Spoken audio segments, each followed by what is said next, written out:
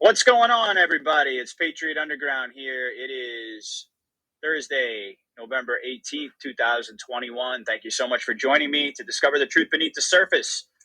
So today I'm going to be making just a short video. I'm actually on the road right now, and I decided I would come on and share some thoughts because I've received a lot of interesting comments on my podcast from last night. And for those of you who listened to it, you know that one of the main topics that I addressed last night was the Rittenhouse shooting and exploring the possibility that this could be a false flag event. Now, it's very true that there are different types of false flags. All right. And I think that most of the audience is aware of this. There's the false flag where you've got a bunch of crisis actors and the entire situation is just fake and it's staged and everybody involved more or less is in on it. That's one type of false flag. Another type, of course, is when there is a setup. And normally what happens in situations like this, as we know, is you've got the feds usually are the ones who are behind the scenes engineering this setup. And normally it involves some kind of a patsy. And a lot of folks are suggesting that this particular event may be more in that category, so to speak, in terms of, false flag, meaning that, Kyle Rittenhouse himself is not a crisis actor, but the entire situation, the riot, the film crew that was set up, could have been the false flag event to try to catch this kid who has the right to carry around this rifle in a situation where they could then demonize him and then demonize the Second Amendment and cause us massive distraction, which is what they always tend to do. So there's two different types. Excuse me. Now, I didn't really make a claim one way or another per se which type of false flag it is, or even necessarily have I determined, with 100% certainty that this is a false flag, or should I say, have I made up my own mind that I think that this is a false flag? Because I got to be honest, I think I was pretty honest yesterday. There's a part of me that I kind of go back and forth. But there are a lot of things about this case and the video, and really just comparing and cross-referencing what you see in the video and what's presented to you with your perception of how an event like this would actually transpire in real life. Now, I pointed out that primarily the attackers were unarmed. Now, I know that the third guy, the guy who got shot in the bicep, I believe, he had a gun. And I'll talk about him in a minute. Well, let's just talk about the first couple of guys. So the first guy, according to the story, noticed that or saw Rittenhouse walking around with his gun in a parking lot.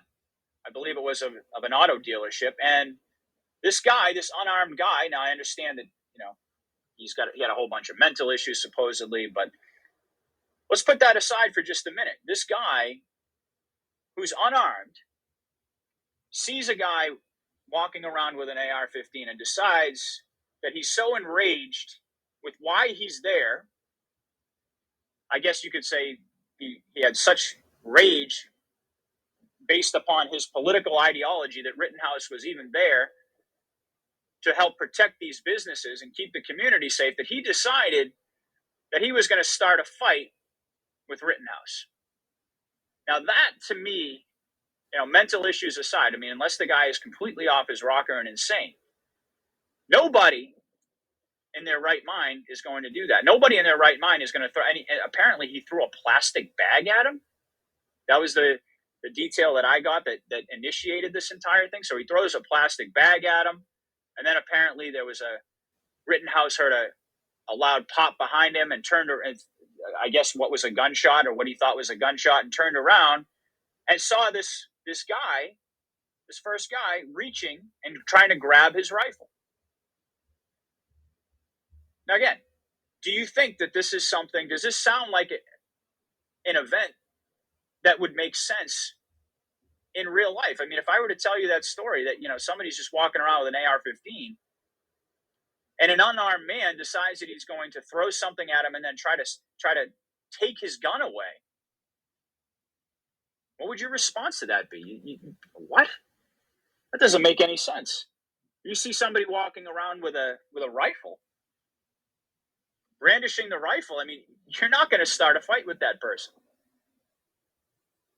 So okay, so he ends up shooting this guy, killing this guy, and then the first thing that he does before running in the other direction, and I know I said that he didn't really run, and I'm going to talk about that in a minute, but before he decided to leave the scene, the first thing that he did was make a phone call to tell somebody that he just killed somebody. And that seems to me like that probably wouldn't be my first action if ever, God forbid, I was in this situation and had to use deadly force. I doubt that the first thing that I would be doing would be picking up my telephone and letting somebody know what just happened. My first order of business would be getting the hell out of there and making sure that I was safe before I made any phone calls.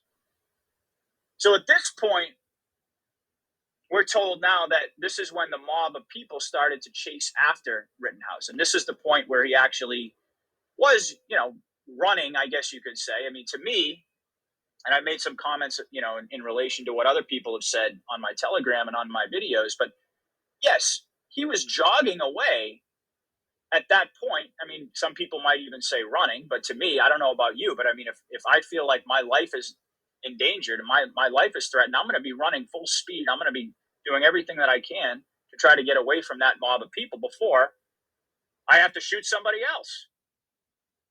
So then this mob of people, or I guess a mob starts going after him, and then there's one individual who's armed not with a gun, but with a skateboard. And he decides, in his infinite wisdom, that he's going to chase down, again, someone. And this time, really, the circumstances are different than they were after the first shooting. Because not only is he making the decision, the conscious choice that he's going to chase down a man who's holding a fully loaded AR, but he's also making the decision he's going to chase down and try to attack a guy who's already used his weapon. He's already discharged his weapon. He's already killed someone with that AR. So you're telling me that you're going to take your skateboard, you're going to run after him with your skateboard and try to attack him with your skateboard? An active shooter? I don't think so. That to me doesn't make sense. I mean, you have to have a death wish. I don't care. I mean, folks, you don't show up with a skateboard to a gunfight. And I understand that this was a riot. I understand there was kind of a mob mentality, so the circumstances are a little bit different. There's a lot of adrenaline going on. I get that. But it doesn't seem likely to me. So that now we've got two people who ended up being shot and killed by Rittenhouse who were unarmed. And, if anyone out there wants to try to make the case that him having the skateboard was him being armed, well, I guess you could say under certain circumstances, yeah. I mean, if someone's got a skateboard and they're looking to swing it at your head, that's definitely a weapon, and you can make the case that they're armed. But in these circumstances, when you've got someone walking around with an AR-15, I don't really think you can really make the case to the same degree that this kid was armed when he was attacking Rittenhouse. I mean, that's just my personal opinion. Now, legally, and there are a lot of folks might disagree with me on that. And don't get me wrong. I mean, if I had a weapon and I saw somebody coming at me with a skateboard and aiming at my head, would I consider that to be a justifiable use of deadly force? Yeah, I would. But at the same time, I wouldn't consider necessarily this person to be in possession of a weapon when I'm holding an AR-15 and he's chasing me down with a skateboard. I'm still going to sort of consider that person to be unarmed. And a lot of people would disagree. And that's fine. I mean, we can agree to disagree on that. But I just don't think that bringing a skateboard and trying to use a skateboard as a weapon against someone who not only has a gun but has already used it would really qualify you as being armed in the sense that, most people understand the term. And then, so after this happens, okay, so now at this point in time, he's on the ground and he's on his back and he's already shot the skateboard guy. The skateboard guy is killed. I don't know if he died right there or whether he died a little bit later, but he's dead. And so now we've got the third victim, or the third, I shouldn't say victim. No, the judge would be very mad at me, right? And by the way, I don't believe them to be victims, but just misspoke there. The third person who got shot supposedly was a medic who had gone to Kenosha basically to provide his medical services for people who get injured or in the process, right? So, okay, let's just take this scenario from his perspective, right? So you're standing there, you've already heard from the mob, and you're aware of the fact that Rittenhouse has shot one guy, and then you didn't witness that, but you just witnessed him kill the skateboard guy. Now you have a weapon on you. Now in that situation, you have a handgun.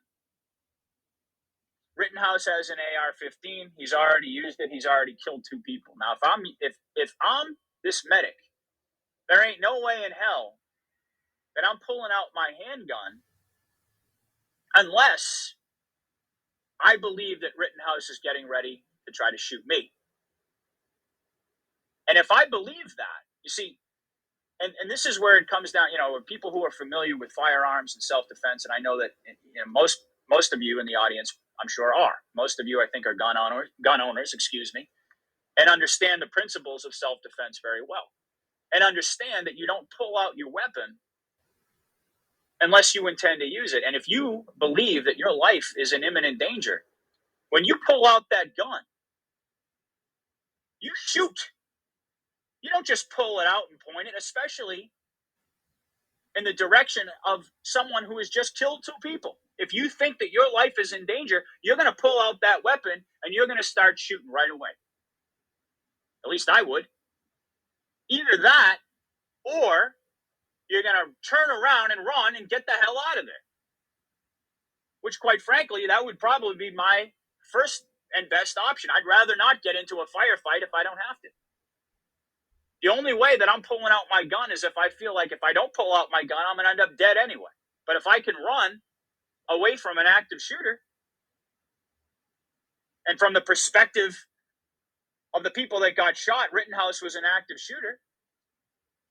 Well, I'm gonna try to get the hell out of there. And to my understanding, and if there's anyone out there in the audience who knows more about this or the facts of the case, because I don't pretend to be an expert, but my understanding is that this guy who had a gun, the one guy who had a gun involved directly in this incident, he didn't get off any shots.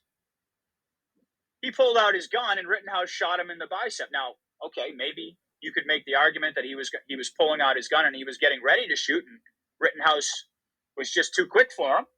Maybe. But again, in most cases, I think if someone is going to draw their weapon in self-defense, they're going to at least get a shot off. And so that's where my skepticism comes in. Now, is it? And by the way, after he shoots the third guy, the medic,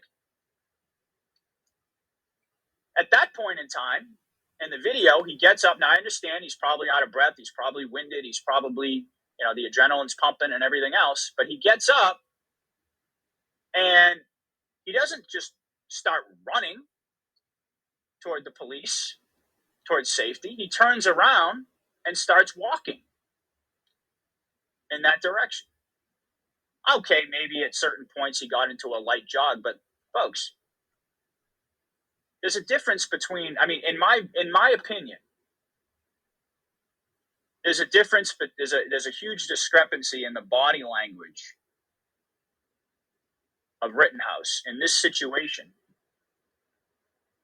between that and what I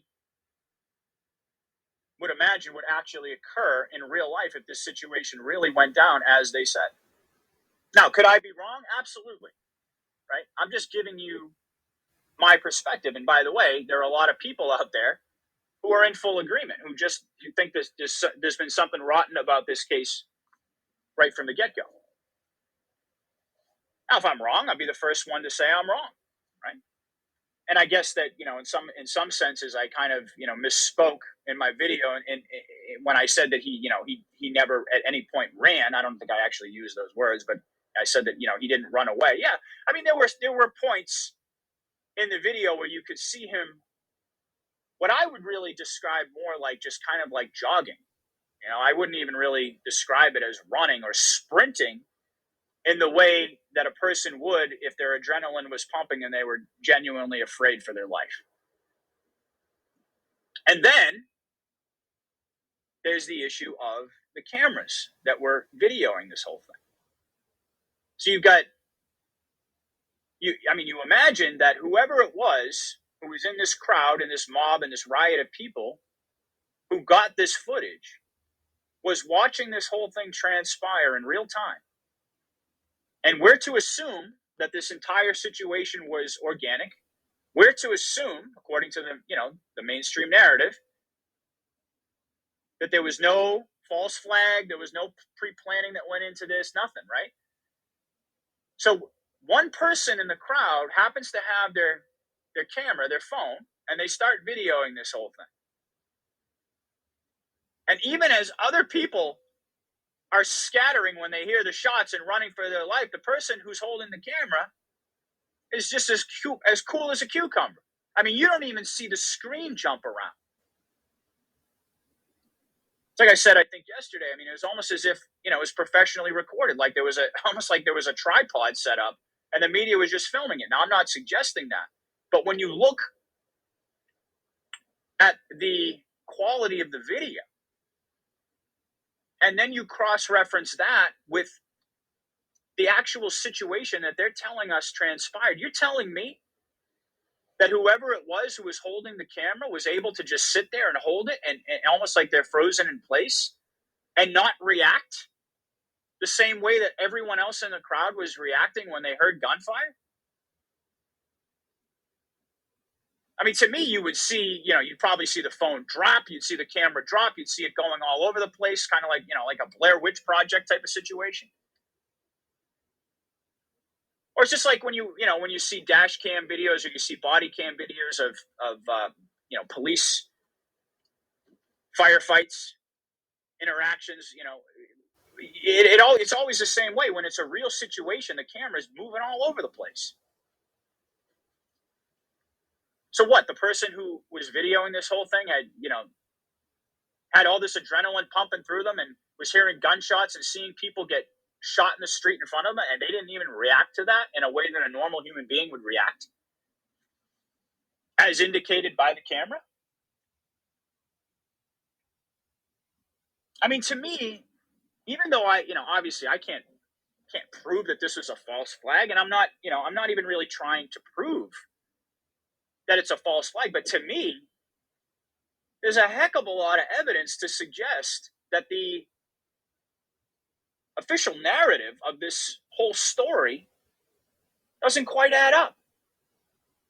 And then you couple that, of course, with all the other historical information that I went through last night about all the false flags that have transpired up until this point.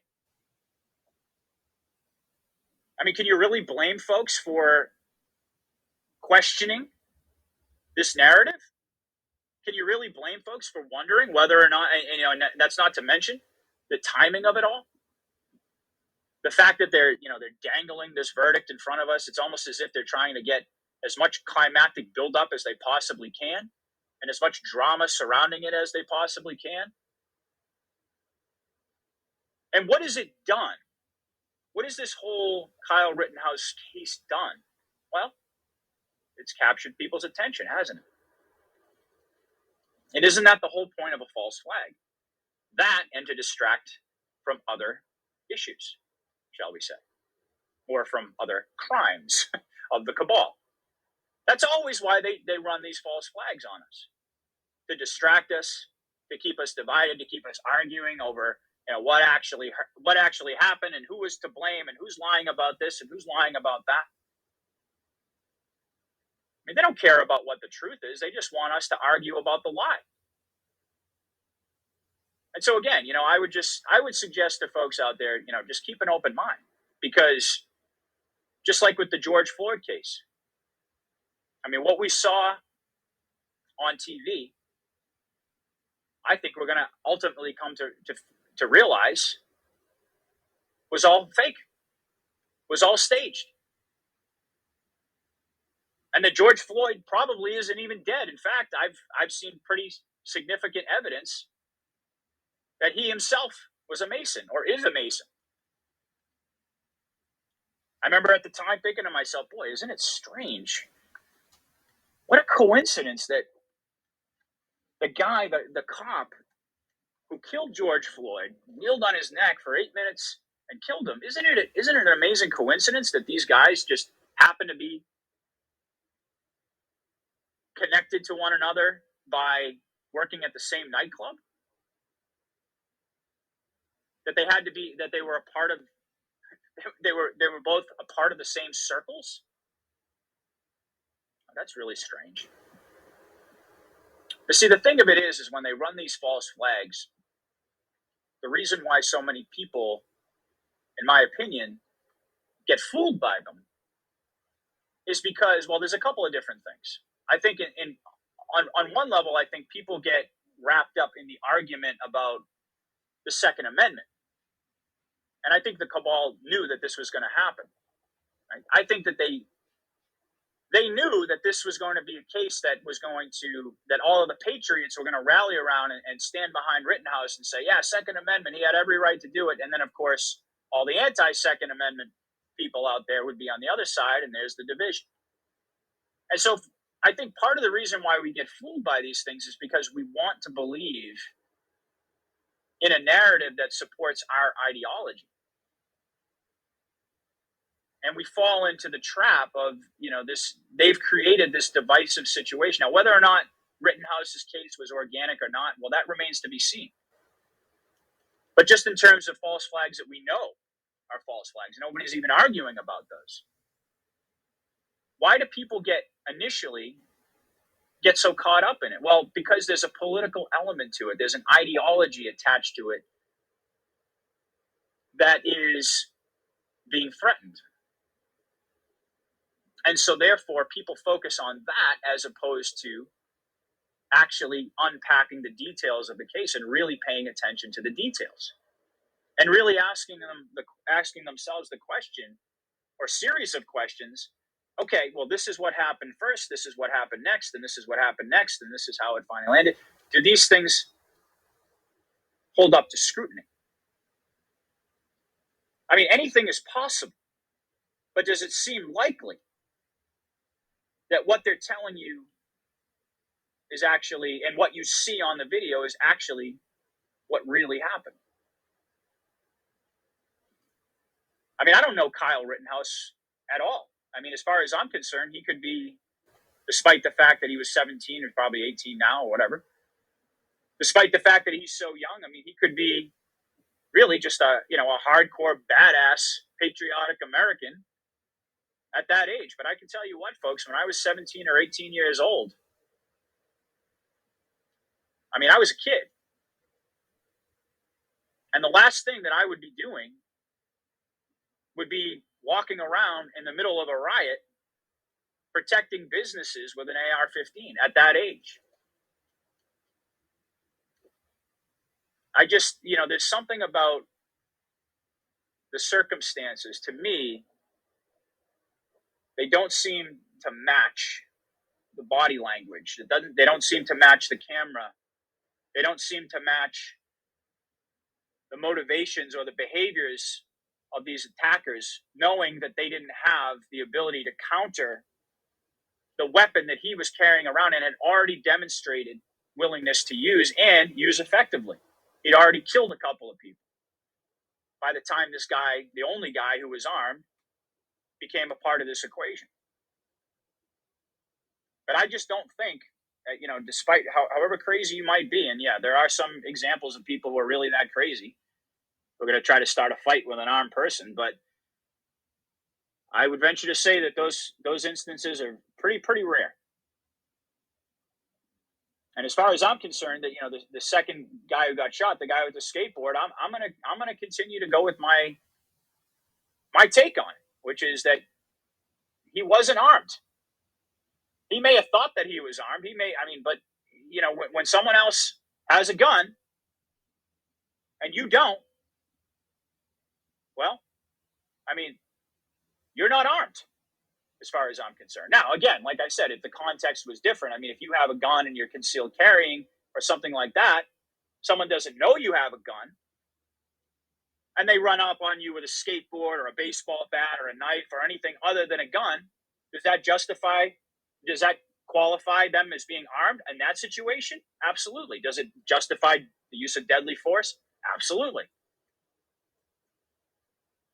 But not in the case where somebody's already been shot and the guy's carrying around the AR-15, not slung over his back, but he's carrying that baby and he's got it in firing position.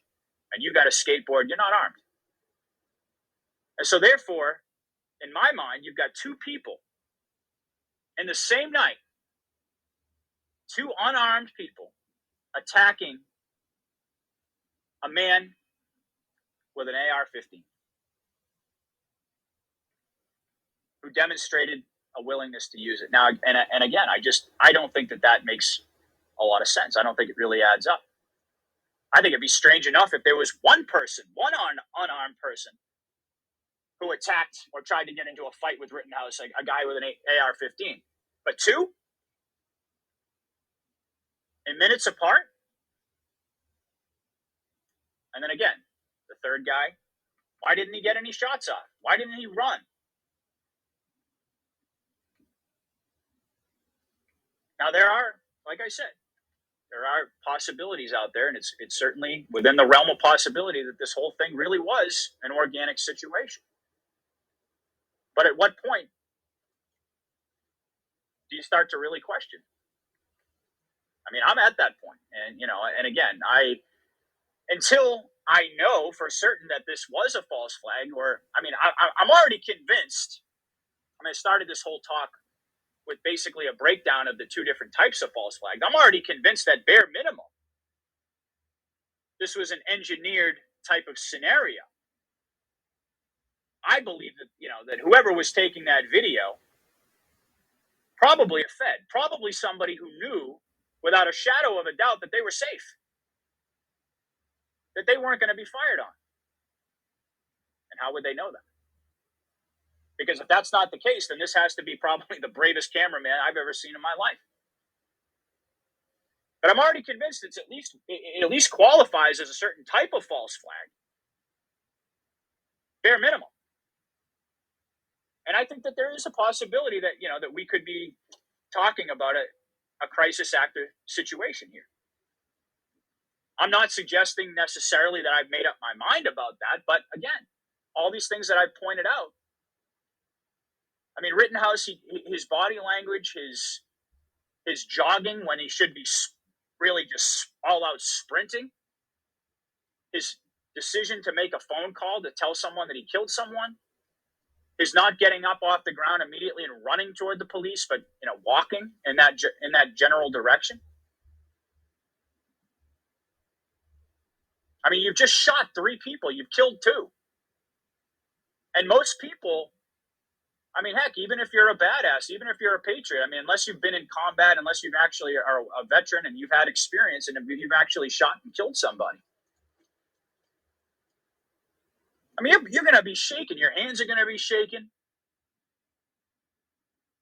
The adrenaline's going to be pumping through you like no tomorrow. You're not going to be acting, in my opinion, as cool and calm and collected as Rittenhouse acted in this situation, especially for a 17-year-old kid. Especially under these circumstances. So hopefully people understand where I'm coming from with this thing. And I'm not here to try to convince anyone, but rather to put a finer point on some of the things that I said yesterday in the event that I was unclear on certain things, or perhaps, could have been a little bit more accurate in my description of what happened. So that was really the intention of this podcast today, was to try to put a finer point on that. Now, obviously, here we are. And I mean, I expected that the verdict was going to be yesterday. And now, of course, we've got this right before I came on to record, there was this new development where apparently MSNBC was trying to follow this, blacked out bus that they put the jury on to a secure location in an effort to try to dox the jurors, which, of course, MSNBC, of course, they would try to do that. And they've been banned from the courtroom. But, there's just so many theatrics in this case. There's so much buildup. And here we are. We're still waiting for this verdict. Everyone's expecting that there are going to be riots. And the whole thing, to me, just seems a little bit incongruous and a little bit too convenient in terms of the timing. So hopefully people enjoyed this podcast. You can certainly let me know your thoughts. And I'm going to be probably back soon. I want to, obviously, as soon as this verdict comes out and whatever transpires in the aftermath of it, I'm going to want to talk about it in some detail. So I'll be back real soon with another video. I really do appreciate everybody taking the time to listen. Thank you so much. God bless each and every one of you. Godspeed. Patriot out.